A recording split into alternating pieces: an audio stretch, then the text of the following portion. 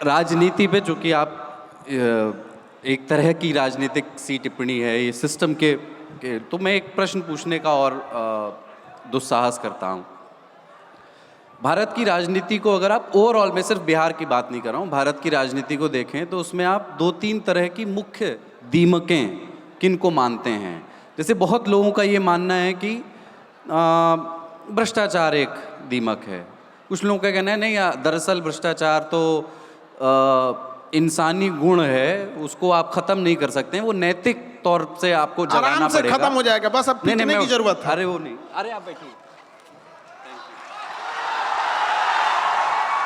और कुछ लोग ये मानते हैं कि नहीं, जाति आधारित राजनीति जो है वो समस्या है, जबकि उसके दूसरी तरह का तर्क है कि जाति आधारित राजनीति दरअसल कास्ट कंसोलिडेशन या एक तरह का असर्शन है, एक किस्म का असर्शन है अपनी अस्मिता या अपनी पहचान के खिलाफ। तो आपके लिहाज से वो दीमकें जो भारतीय राजनीति को खोखला कर सकती हैं भविष्य में। 4-5 क्वेश्चन आप मिला के पूछ दिए। देखिए, एक सबसे बड़ा प्रॉब्लम कहाँ आता है कि फिल्में और नेता वैसा ही चलेगा जैसा पब्लिक है। अगर पब्लिक को अश्लील गाने पसंद हैं यहाँ भोजपुरी के लिए, तो भोजपुरी गाने चल रहे हैं, अगर ये नहीं सुनेंगे तो नहीं चलेगा। वो सुन रहा है, ये भी खराबी है। वो गाना में गा रहा है एक भारत, ये बिहार वह धरती थी जहाँ की सीता मैया और लक्ष्मण जी के भाभी और देवर के रिश्तों को कितने मर्यादा में दिखाया गया है, और ये भोजपुरी गायक तार तार कर दिए सब उस चीज़ को। उस मर्यादा को कोई सुनकर इंजॉय कर रहा है, भाभी के रिश्तों को धूमिल करने वाले गाने को, और वो गाने मिलियन में जा रहे हैं, तो पब्लिक की भी तो गलती है कि नहीं है।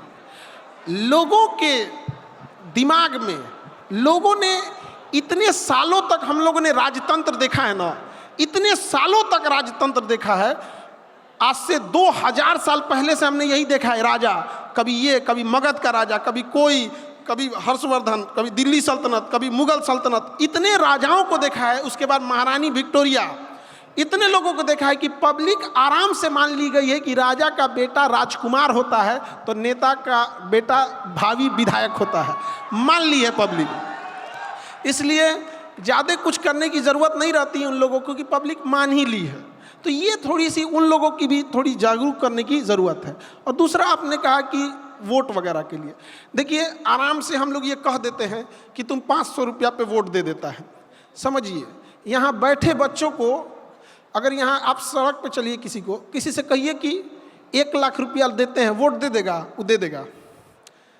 1 लाख रुपया अगर दिया जाए किसी में, तो मेजॉरिटी लोग दे देंगे, क्योंकि आपके लिए 1 लाख का जितना वैल्यू है ना, उस गरीब के लिए 500 का उतने वैल्यू है। वो इस गरीबी के लेवल पे ले जाया गया है, इतना तोड़ा गया है कि 500 में बिकने को मजबूर हो जाएगा। आप उसको समझिए।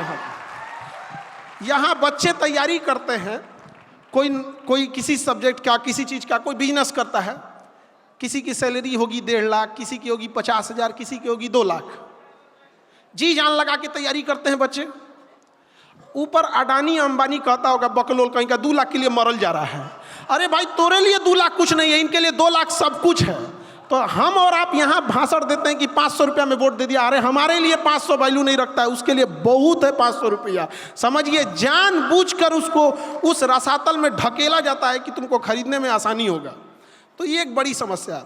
दूसरा, आपने कहा जाति की, तो देखिए ओवरऑल क्या है कि जो जाति है यहाँ पर, उसमें बझाने के लिए तो हर छोटी मोटी जाति जो पिछड़ी हो गई हैं, उनको फुसलाने के लिए एक ठो नहीं होता है, हर जात का अपने पास एक ठो लीडर है, वो पूरा फंसा के लाता है, कहता है तुम्हारा विकास करेंगे, तुम्हारा विकास करेंगे। चल आया, कहा हमारा कितना विकास होगा, अच्छा आप इतना विकास कीजिएगा, आप ही के साथ छोड़ दिया उसको, और उसको बुझाइए नहीं कर रहा है।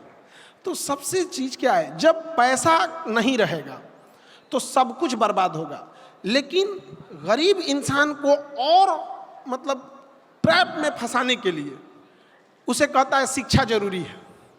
भाई पैसवा रहेगा तो पक्का पढ़ाएगा, पैसा रहेगा अच्छी पढ़ाई दे देगा, पैसा ही नहीं रहेगा तो कौन सी पढ़ाई दे पाएंगे। चाणक्य इसी धरती के थे, राजनीति की किताब लिखें और किताब का कवर नाम रखें कि अर्थशास्त्र, मतलब आपकी अर्थव्यवस्था खराब हो गई ना, कुल शास्त्र खराब हो जाएगा। इसलिए ये जरूरी है। यहाँ आप देखिए पैसा क्या मायने रखता है। कोई किसी होटल में बावर्ची है, नीचे किचन में बेचारा गर्मी में खाना बना रहा होगा और वो खाना बन के होटल में जा रहा होगा, होटल का नाम हो रहा है, इसके पास पैसा ही नहीं है। उसको पैसा बस दीजिए ना, अगले दिन अपना होटल खोल लेगा, जीवन स्तर उस दिन सही हो जाएगा, बस इसको, उसके पास पूंजी ही नहीं है। तो अपने पास ये जो राज्य है, यहाँ सबसे बड़ी कमी किस चीज़ की है? पूंजी ही नहीं है। और ये समझना बड़ा जरूरी है, पूंजी का बहुत अभाव है यहाँ पे। और बैंक लोन किसको देती है? अमीरों को। सरकार जमीन किसको देती है? अमीरों को। तो अमीर कौन हो रहा है? अमीर हो गया।